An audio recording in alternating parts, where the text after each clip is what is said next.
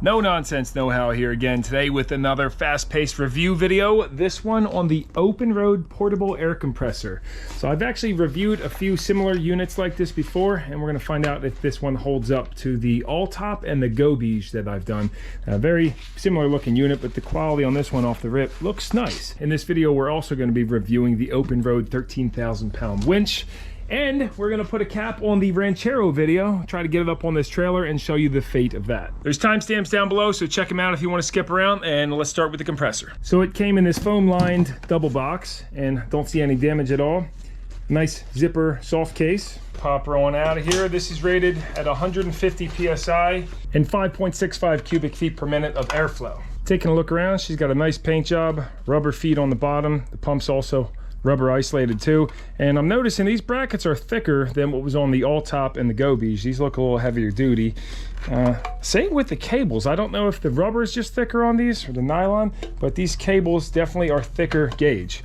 Nice action on the switch, and it does have a circuit breaker right here too. Up top, this should be the air filter. Stick your fingernails under there. Let's take a look. Ooh, we're gonna need a screwdriver. There she goes. Let's look at the air filter, so if you ever have to clean or if you want to oil that, you know, easy access to it. When you put it back on, just make sure to line these grooves up, and then it should just be a simple boom. Look at that. It's got tight spring action on these alligator clamps with a crimped connection. The air hose has a quick coupler on it, so you quite simply slide back, pops right on, and then I'll measure how many feet this is, but it looks to be about maybe, oh, I don't know, 10-15 feet. Good flexibility, and it does have a built-in pressure gauge with some plastic to protect it. Let's take that off. And that gauge goes up to 150 PSI as the screw-on type 2, which combined with these included accessories, you can fill basketballs, swimming tubes, whatever else. I've got her hooked up to a fully charged battery. Let's give a listen. Alrighty, sounds nice and healthy. Now you might notice it doesn't have any kind of pressure blow-off valve that I see. So let's see what happens if you cover this up. Better yet, I'll just kink the hose and let's see what the pressure gauge does. Check that max pressure. We're up to 145, about 140 on this gauge. And I guess it doesn't need a pressure relief when the compressor can't really pump any more than that. I'm sure if you had the truck running to get higher voltage with the alternator, it could definitely get up to that 150. Let's show that again. How high it gets up. You guys can see it right into the red zone. Hose is not blowing up. Compressor top's not blowing off. So I'm going to call that a good pressure test. Oh yeah, and there's 140. It's actually still creeping just a little bit. We're going to be trying the compressor out on some truck tires on the Ranchero, but next on the list is their 13,000 pound winch. So everything that's included in the box you see before you. However, the winch mounting bracket is separate. This is to be able to put it on the hitch, rated for 15,000 pounds. Seems pretty heavy duty, but I guess we'll see how it holds up with the 13,000. So you got your fair lead up here, synthetic rope, 2 wireless controllers, which is nice. They give you a double, and then 1 hardwired controller. The hook with the little safety strap, whatever you call those. Control box with wiring, some instructions, hardware, and let me slap this together so we can go try her out. You can also buy a cover separately for it too, which by the way, I will drop links down below to these products on their website so you can check it out. I believe they have these on Amazon too, but I'll drop a link right to the OPENROAD4WheelDrive.com.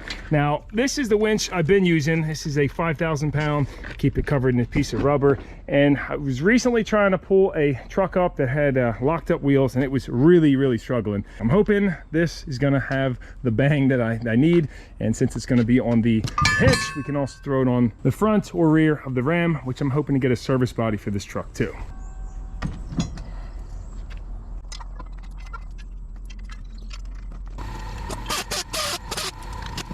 Well, that went together like a breeze. It's just yellow to yellow, black to black, red to red. Guys, I'm gonna pause this real quick. Hopefully you can see my computer monitor okay, but I did this wrong. This little stranded black wire, that goes to the battery ground on the bottom, not this black one. When I wasn't paying attention and just kind of rushing as I was putting it together.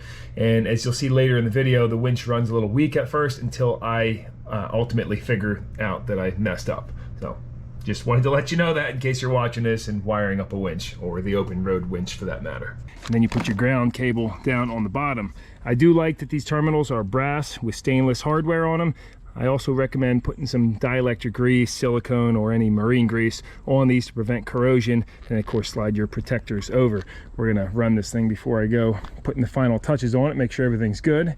To pull your rope out, see it's locked right now, you simply pull up on that, rotate, and that unlocks the drum, and you can just flick it and it locks itself right back down under spring tension. Give her a quick test. It's out and in.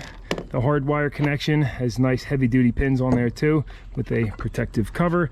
And then on these, I was just messing with them. You just press the red button once and you'll see the red light comes on. You can probably see, I barely see that, but then you hit in lightly, does nothing. You have to hold it for a second and you see there's a slight delay.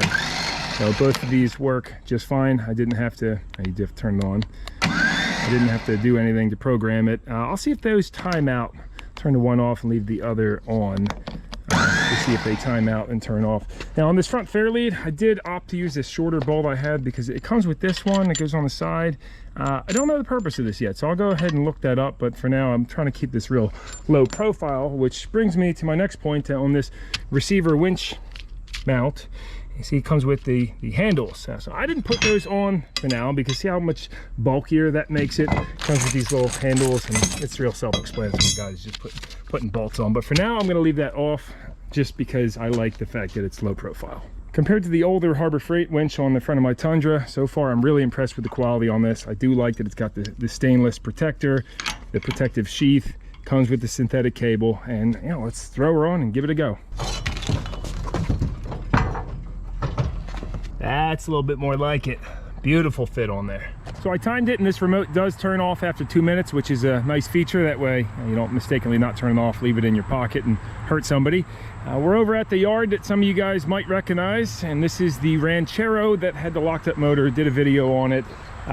So the story on this one is I was trying to find a buyer, but nobody wants this thing, even for 500 bucks. However, I did have a guy offer me $500 for just the front bumper, which now that I'm looking at it, geez, that has a rust hole. I told him it was a rusted bumper, but I guess he said he still wanted it. So we're gonna drag this on out of here, and yeah, before we do that, I'm gonna fill a few of the tires.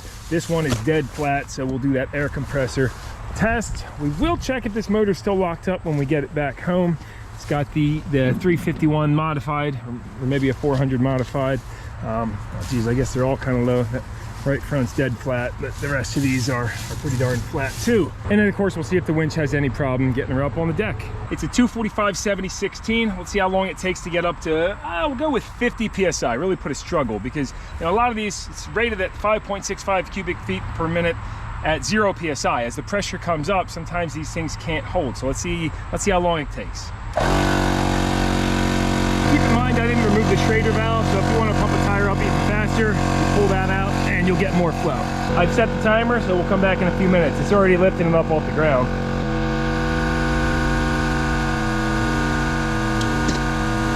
All right, that's the 2 minute mark. Let's see what we're at. Oh, gauge is showing 50 psi on here. So that's pretty respectable for only 2 minutes.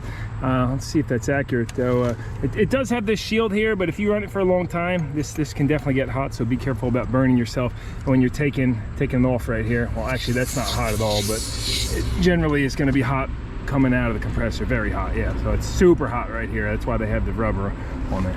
You don't burn yourself. This is a known good pressure gauge. Let's see how accurate theirs is. I'm showing 43 psi.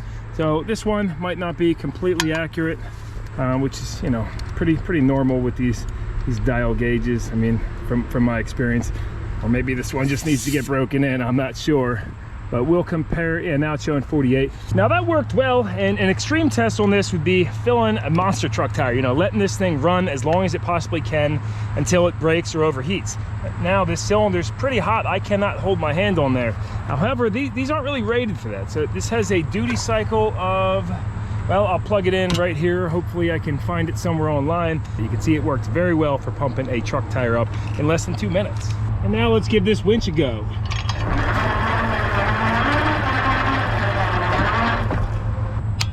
I'm just going to use the hardwired remote because I like the stop time on this. It's quicker reactions, so I only use the record this if I have to. All right, see this sheath right here? And I haven't put any tension on, but if you have a cable running over a surface like that, you know, you'll want to run the sheath over it and try to protect that synthetic cable. I mean, these are unbelievably strong and can take a lot of abrasion, but you don't want to beat it up unnecessarily. All right, I don't know if she's in gear or not, but let's give her a run here. Woo! All right, so that cable's got some stretch. As you see, the brand new cables are that way. And she's rolling on all four. It's pulling it up, no problem, slow and steady. You see, I didn't fill the rest of those tires up. I figured they'd be good enough. Might have to straighten her up a little. Oh yeah, so it's tracking sideways. Darn it. I'm gonna fill this tire up some more. I'll have to measure this power cord and let you know right here how long that is, but you know, with the 16-foot hose, we have a pretty good reach. Now, what is the plan? We could take the pitman arm off. We can just take the steering off right on the box, and that'll fix our problem.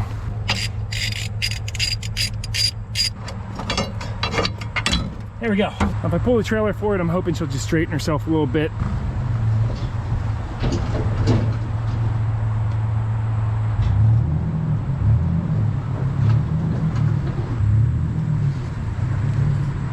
Backwards seemed to do the trick. All right, that's on enough. We're actually only going down the street and not even going on public roads. You can see this got a little scrunched up here, but not harming anything. It's just got, you know, caught on the fair lead. So something I did want to show you is when you're close with this remote, you know, so it's not under that much tension, it goes steady the whole time. But if as you walk away, I'll show you, it has a little, it kind of goes off and on, off and on. See that goes bump, bump, bump, which is not a problem. You know, I walked pretty darn far away and it was still working. Just maybe the signal's not super strong, or maybe that's normal, I don't know. But when you're up close, it doesn't alternate. And now that we're up on here, I did want to put it into fourth gear and see if it can drag all four tires on the deck right here. That'll show us strength. Keep in mind, you're not getting the full 13,000 pound strength when you're on the four wires. See, so the first layer is 13,000 pounds, second layer is 10,320, third layer is 8,580. I know you guys can't see this. And the fourth layer is 7,330 pounds pulling strength. So since we're on the fourth layer, let's see what happens. Oh, all right, so it's dragging. You see those rear wheels alternating, one spinning the other, and it had no problem pulling it all the way up. The other winch, the 5,000 pound one that I had, could not do that.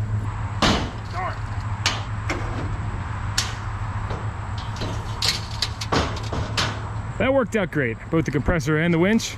Let's get this thing home. We'll see if the engine's still locked up since it's been sitting for a solid month. And then I guess I'll let you know what happens. Again, this guy wants the lenses and the front bumper. Apparently these are worth some money because a lot of people have been asking. Hopefully he's not, you know, we'll just hack that thing off. He said he just needs it for mocking up another vehicle or something. So as long as it's straight, he said that's all I cared about. We're back home now and it's looking like rain. So let's try out this cover, see how well it fits. Perfectly snug fit on there. You can even wrap it around the whole fair lead if you want. Look at that. Keep it out of the elements and keep the wires from getting dry rotted and sun faded. It's also not the worst idea to put a loom around these if you do plan on leaving this out in the sun all the time. Let's go ahead and give this motor one last crank too. Another month of sitting with all the PB Blast and diesel. Maybe she'll break free. Here we go. Ah, it's tightening the crank bolt. Yeah, thing's toast, guys. I did want to make note, and most of you guys already know this, but when we were winching it on, it was single line pull, which is the fastest, but also the weakest. Like I was showing you on the fourth wrap, you're only 7,300 pounds. So if you wanted to double that, you'd use a snatch block or a recovery ring, and it would slow the winching speed down by half, but it put much less strain on the winch. Although I wanted to, you know, put her to the test, that's why we did the single line pull. In the past, I've had to use a snatch block on this 5K to get the job done. Well guys, I got something to show you. I messed up. Remember I was talking about this controller's kind of glitchy when you walk far away? Fixed the problem. It's kind of a rookie move. When I was putting this together, I was in a big rush because where I was picking the Ranchero up, I had a very small window of time to go get it done and get clips too. But this black wire, I don't know if you guys noticed earlier, I had it running over to this black one. I just assumed, I just kind of took a guess at it and it worked. But this actually runs down, after reading the instructions, to the bottom ground. And listen to how much stronger this is now. So I'm gonna release, let me turn this on. I'm gonna release this. I mean, this thing has like way more power. Check it out. If I release the tension and I just hit it, well, now you hear that the motor sounds a lot stronger than before. I don't know if you guys, rewind to listen to how it sounded before, but now even all the way over here, it doesn't alternate like it was when I was winching this up on. And I mean, I'll just show you a little strength pull right now, even though this is all the way wound up. I mean, look at this. It runs a lot stronger now. So yeah, don't make that rookie move when you're putting it together. Read the instructions and don't rush. Front end removal, 79 Ranchero.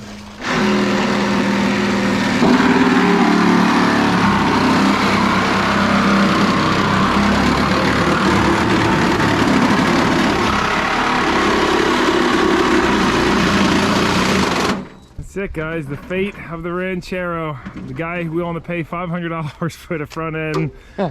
He can give me the money and have at it, and then we'll hopefully get a buyer for the axles and whatever else we can get out of this thing, and scrap the rest, unfortunately. And now we're at our final resting ground to drop this Ranchero off. Got a few more parts that are probably going to be coming off of it. I did want to show you guys this winch one more time too. We'll show you how much stronger it is now that it's wired up right.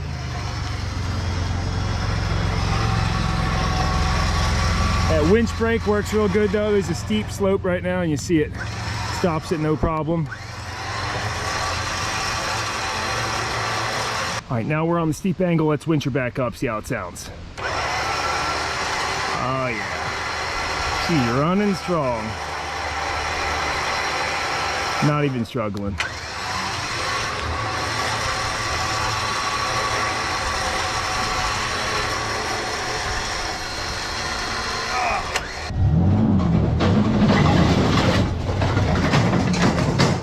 We're a few days later now. I've used the winch one more time since the Ranchero. Works awesome. Definitely a good upgrade from the 5K.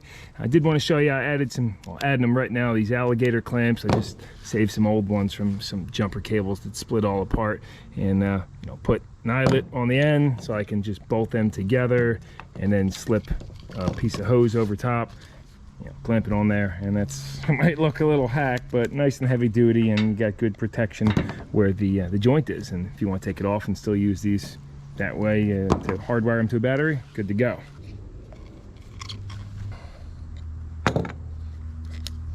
And you can tuck those cables on top and then stow it all under the cover, keeping it out of the sun, increasing the longevity, especially with the synthetic line. And to wrap this video up, just a few last mentions. Again, I didn't decide to use the winch hook just because I wanted to keep it more low profile. On the coupler, this is a metric. It's actually a really nice high flow unit, but we don't use these in America. So one thing I've done in the past is, the easy answer would be just unthread this and thread a coupler on that you use.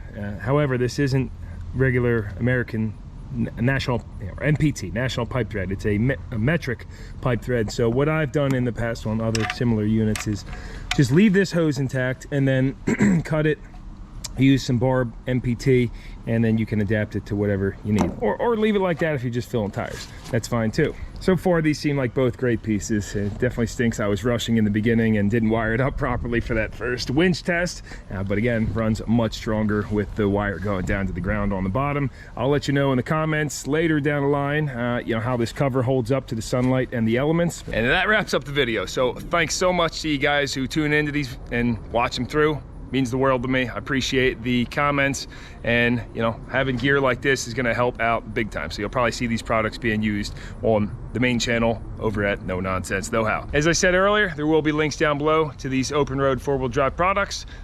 Otherwise, I hope to see you guys in the next video. See you then. And like usual, at the end of the video, I like to flip through the manual.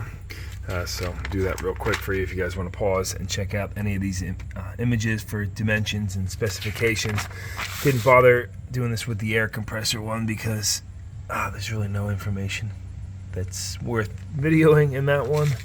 There's some more dimensions right now. Turbos right next to me, hanging out. go. It's on the parts list. I know this is super boring, but it can... Alright, so like this safety stuff, I can skip through that. Well, I guess I'll just zoom out in case you guys really want to pause it and read the whole thing. Yeah, this can really come in handy later for somebody, or me for that matter, if I happen to refer back to this manual and lost it and it's not available online or something. I know it's a pretty boring part of the video. Here's the wiring, so you might want to pay attention to that since I screwed that up when I put it together. There you go, it shows that thin one coming off there going down to the battery negative. There's that.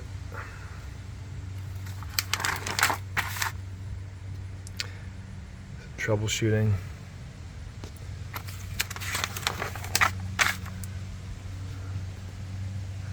Just a little fine print on this one.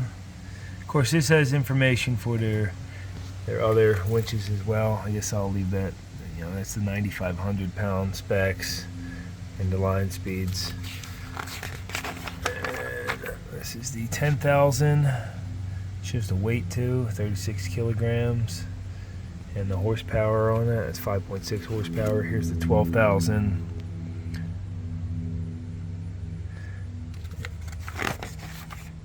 The 13 thou, which is the one we have, right? 6 horsepower, 37 kilograms. There's those layer numbers I was talking about, 13,000 on the first layer. So since you definitely couldn't see that when I was reading it before off the winch, there's the 13,500. And there's the contact information. And that should be it. Yeah, cool. All right. Thanks again for watching, guys.